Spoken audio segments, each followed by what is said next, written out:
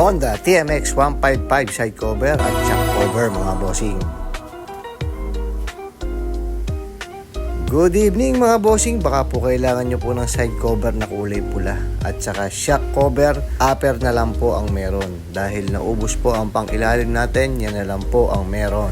Ayan po ang dumating natin ngayong araw na to. Ayan po boss, sobrang kinis kintab. Ayan po boss, ang reflection, kitang kita naman. Talagang pwedeng pwede to sa mga masiselan, lumalaban ng mga motor show at gusto nyong maging parang galing kasa ang ating mga alaga. Ayan po boss, meron din po tayong asero na kulay blue violet. Ayan boss, ganda. Glitterize po yan, stock, original, brand new. Ayan po boss. Sa mga medyo maseselan, baka ito na po yung hinahanap nyo para sa mga alaga natin. At saka Diyos ko naman talaga, iba naman talaga pagka TMX ang nag-build.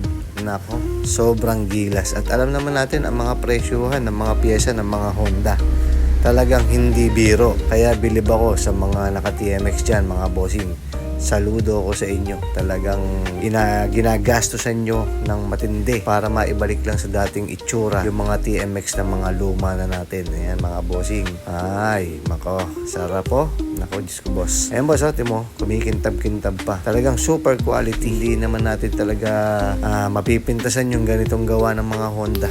Baka pwede na rin po mag-request sa mga Honda user dyan. Baka pwedeng pa-comment na lang po yung mga alaga natin dyan para makita na rin po ng iba at para ma-motivate naman natin yung ibang builder. Dahil siguradong marami pang mga nakatagong mga TMX dyan sa mga bahay-bahay na hindi pa natin na i-restore.